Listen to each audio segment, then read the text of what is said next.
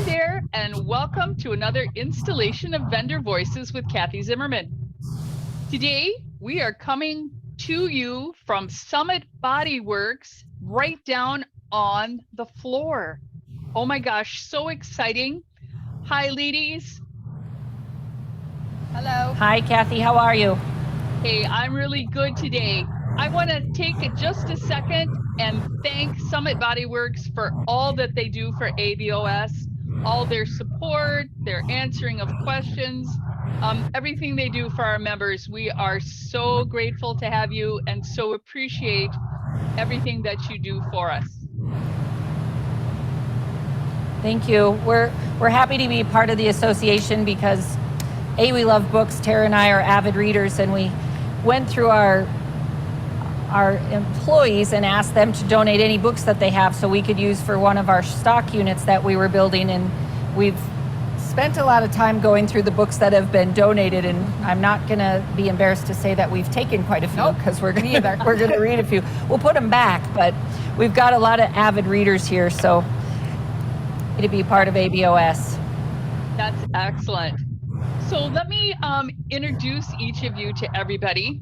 First, we have Meredith, and Meredith moved to Summit Body Works last year, and that was after 30 years with Transwest, working in all aspects of the industry from accounting to sales.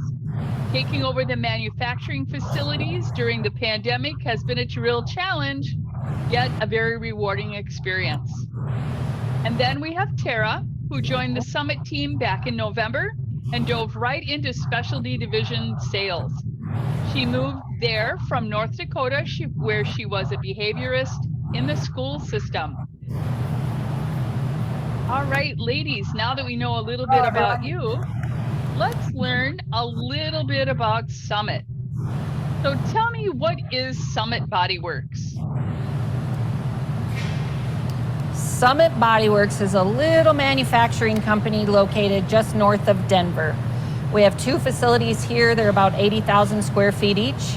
On one side of our building, we build van bodies and put them on chassis of all different shapes and sizes.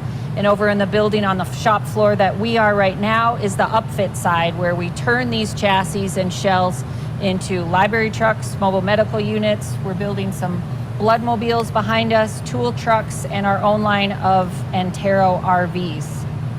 We have about 186 employees as of this morning.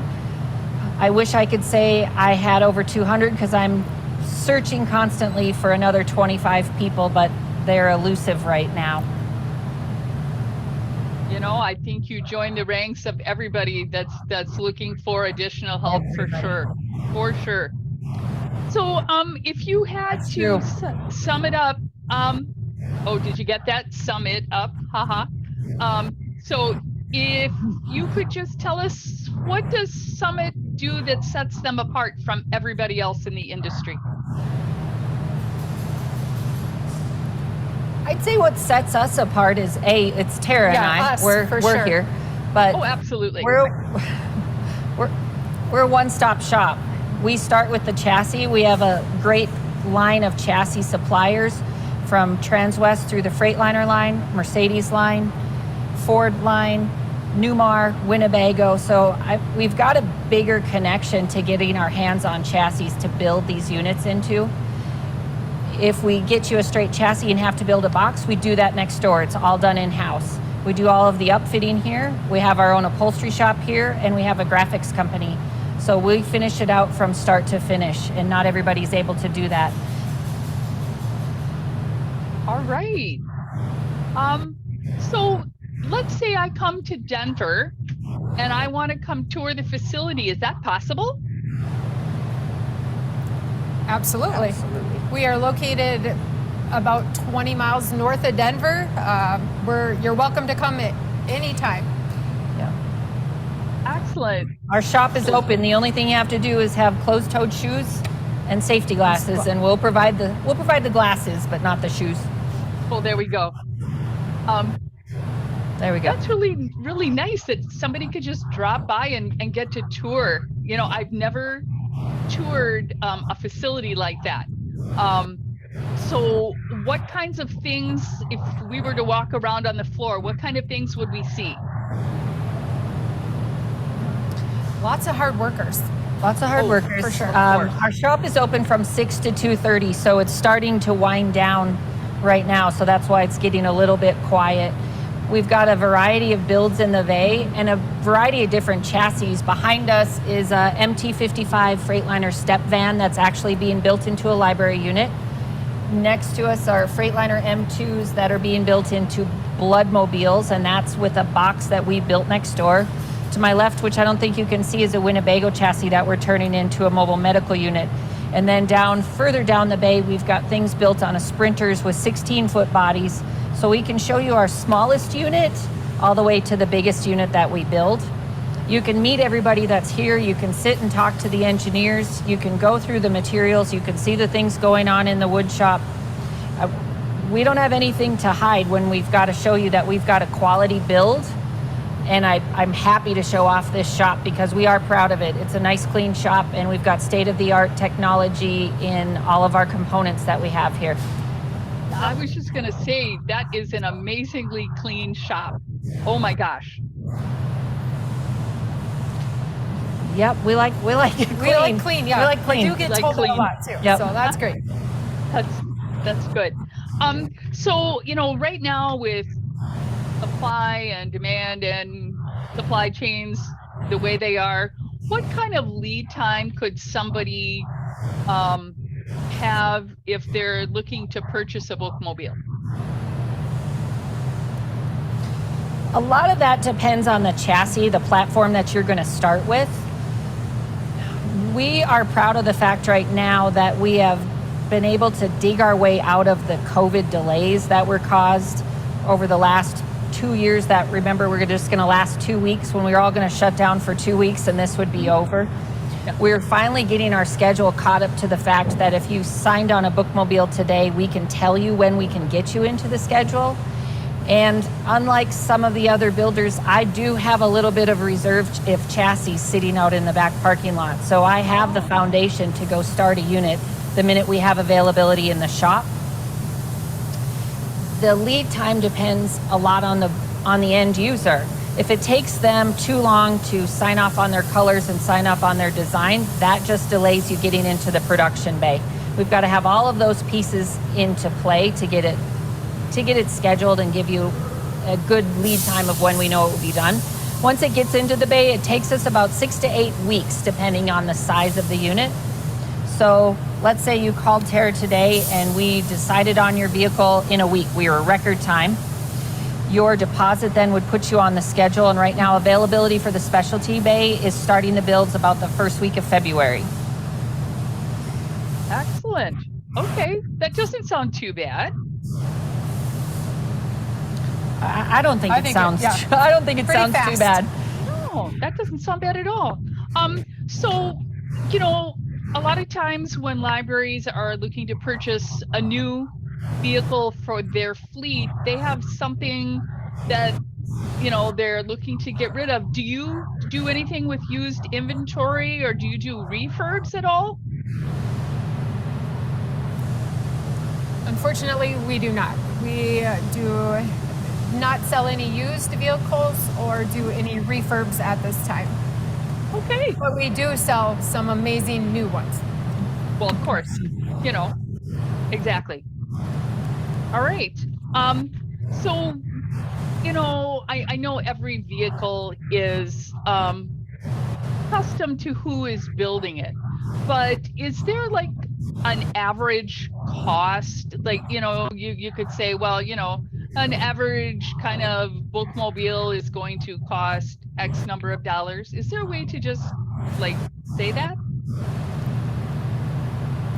If you start at the smallest unit we build, which would either be on a Mercedes Sprinter or a Ford Transit, you're right at about the $200,000 range for the chassis and the upfit. We do have 2 units in production right now, one we just finished and one that's coming in, where the library has provided their chassis. They were able to get their hands on a Ford Transit, brought it to us just at the bare chassis, and we're doing the upfit for them. So that's all we're charging them for. If you get to the larger units, like the step vans or the 22, 24 foots, you're around the $350,000 range. Okay. That seems, when you consider the price of everything, and these are big vehicles, even your smallest size, that seems like a very reasonable, easily attained goal, I think. So that's not too bad. I'm sorry to interrupt. One of our biggest processes when we're talking to a new library about what they want to get is finding out who's going to drive it, where they want to take it, what roads they're going to be on, where they have to store the vehicle, and what they can accommodate, because it's just as big a part of our job to sell you the right unit for your library. If you just need a small unit that you want to run 5 carts of books for a quick stop and drop, then you just need a Sprinter or a Transit. You don't need a large thing. But we're building a lot of units where we're doing the A-course shelving and taking out bookshelves and putting in modular desks. So one month they run it all as books and it's just shelves. The next month they've turned it into a mobile classroom. We've given them the pieces so they can take them out and adjust, and they've used it as a mobile classroom for the next time. So we're all about figuring out how you can get the most use out of it, because the more you can use it, the better it is for us.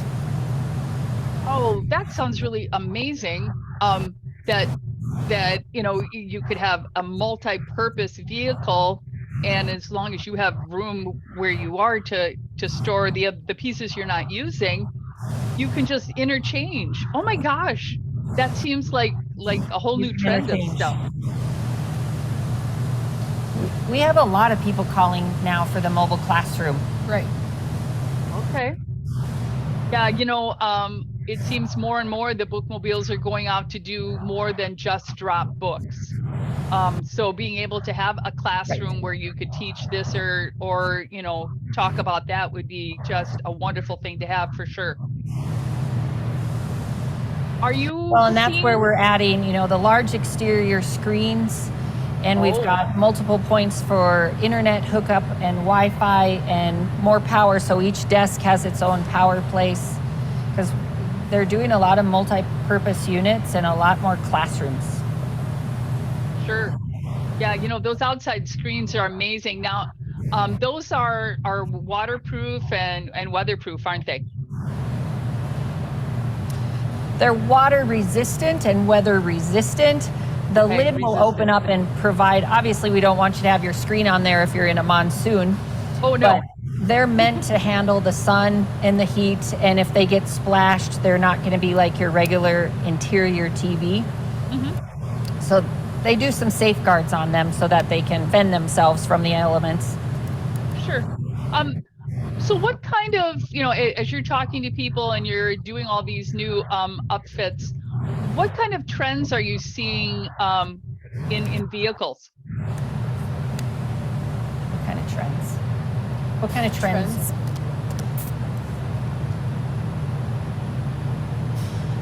Are people going like? That's what we're looking at.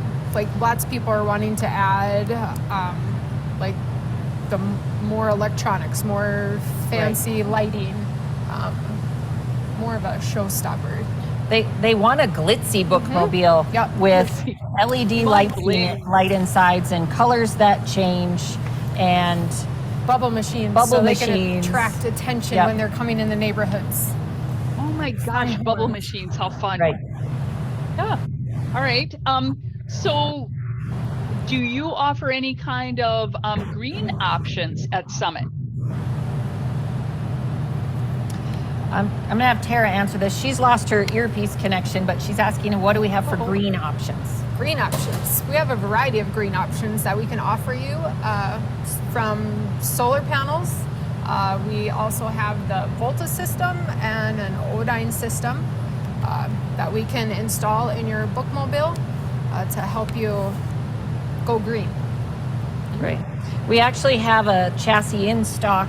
It's a Freightliner M2 that we went ahead and did an Odine conversion on. So that's it's a hybrid of as green as you can get in a large semi or a large M2 like that. Mm-hmm. But that one is ready to have a box put on it and build into a truck. So what we've been doing is taking pieces of chassis out of our inventory and building them into stock units. We have a E450 with a 16-foot body Right. that we're just finishing up. That's going to be a smaller unit. Behind us is Tippecanoes, so that one's sold. But then we have another unit that's 24 feet on a Freightliner M2 that we're building as, it has a entry and exit door, wheelchair lift, outdoor display, and fully fitted. And we're going to have that ready probably the end of October is what it's looking like. Wow. So we are starting to build a little bit of on-the-shelf bookmobiles. Uh-huh. All right. So is there anything else that you want to tell us about Summit? Well, I can brag a little bit and say we're probably the first upfitter that's a woman-owned small business, and that's myself.